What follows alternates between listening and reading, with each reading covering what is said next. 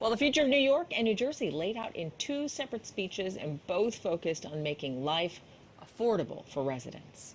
Governor Phil Murphy delivering his speech in person in Trenton for the first time since 2020, and Governor Kathy Hochul delivering her second State of the State speech, but her first as an elected governor. Joining us this morning to weigh in on both speeches is political analyst Dan Casino. Good morning to you, Dan. Good to have you here. Happy New Year.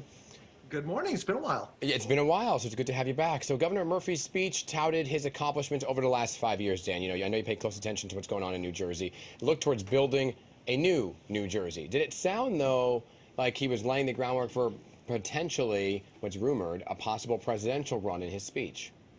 Well, he did start off by talking about Ukraine, highlighting Ukrainian fighters who are recovering in New Jersey. So that's not something people in New Jersey are necessarily that worried about. That's a national issue. He's trying to, I think, build some foreign policy credentials. He also spent a lot of time talking about how New Jersey is and should be a model for the rest of the country, saying that basically, even though New Jersey is this high tax, high services state, that we are still doing very well. And this is a model that should be replicated everywhere. Yeah, but one of the main proposals that Governor Murphy unveiled in his speech included overhauling the state's outdated liquor license laws, but he wasn't really specific about a timetable yet. So this is going to be a big deal, isn't it? Right. New Jersey is weird in a lot of ways, but one of those is our liquor licenses laws. Basically, every city, every municipality gets a certain number of liquor licenses based on its population at a certain point in the past, which means that in towns that have grown a lot or in towns that have a lot of restaurants, liquor licenses are very rare. You can't get one without buying it from someone else. And that means that some restaurants in places like Northern Jersey and Montclair, for instance, we see liquor licenses that go for hundreds of thousands, even $1 million for a liquor license. Now, if you are someone looking to open up a restaurant, that's a real problem. You can't get a liquor license unless you buy it from someone else. But if you already own a restaurant, this is one of your major assets. Even if your restaurant goes out of business, you've got this liquor license that's worth tens or hundreds of thousands of dollars. And those restaurants are not going to give those up without a fight. We also have municipalities that really like the idea that they're keeping out chain restaurants. They don't want Outback or Olive Garden, whoever, to open, and those places aren't going to open if they can't get a liquor license. So this is a sort of thing where people who might want to open a restaurant are lining up against people who already have a liquor license, and they're going to fight tooth and nail to stop any reform from happening. I see this becoming a big debate. We're not going to spend a lot of time on it because I have some thoughts as a New Jersey person, but I think this will be a debate moving forward for sure. Let's also talk about this because Governor Murphy also took aim at Florida's Governor Ron DeSantis without really calling him out by name. Listen here, Dan.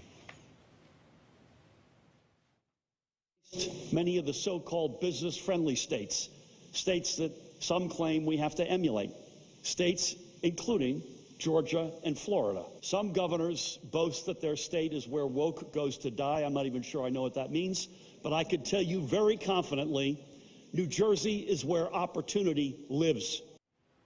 So, how do you think Republicans are going to react to this? Yeah, he's very much talking about Ron DeSantis there. Republicans, the argument the governor is making is that even though he's got all these liberal progressive policies, that growth in New Jersey has been better. The argument made by DeSantis and Republicans is that, look, we deregulate, government does less and business does more, business does better. He's saying, no, our businesses do better because we do more. That's potentially a hard argument to make. He's trying to say, look, we can have it both ways. We can have good, strong business growth, income growth, and have all these progressive policies. But I can't imagine Republicans are going to forget about the progressive turns on things like minimum wage, abortion, and gun control that he's taken over the past couple of years. Yeah. Well, our time is flying by with you, so we want to turn to Governor Kathy Hochul now, who had to really basically came out of the gate swinging on crime and inflation, which cost her some votes in November. So did she go far enough, though, do you think, to address those concerns? Well, she's got to ride a difficult line here because on one hand, she does want to show we're being tough on crime, we're doing something, but she doesn't want to show that she's being too tough on crime and upset Democratic and liberal voters. So I think the proposal she had was basically to speed up the backlog of cases and get people prosecuted. So basically enforcing laws we have, that's probably a pretty reasonable way to go. But on affordability, she's going to face a really difficult fight. Yeah, and speaking of that, Governor Hochul promised to invest $1 billion to improve mental health services. This was a huge topic during the campaign, right? Because of mental health situations that we're seeing unfold here in New York City, specifically the subways. Where's the money coming from? Yeah, no one knows, and we won't know until April 1st. So she basically has to take this to the state legislature, talk to the state legislature, and negotiate with the top 4 people, Democrats in the state legislature, and that will give them what the actual budget is. This is basically a starting bid, and it's going to have to her negotiations with the legislature decide where that money comes from and how much money actually winds up showing up on the streets. What did you make of her affordable housing plan? I mean, building Well, 800,000 new homes in the next decade? Here's what she had to say exactly. Human right and ensuring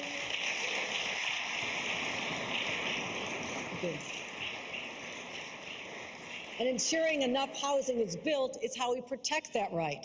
I'm proud to introduce the New York Housing Compact, a groundbreaking strategy to catalyze housing development we need for our communities to thrive, for our economy to grow, and our state to prosper.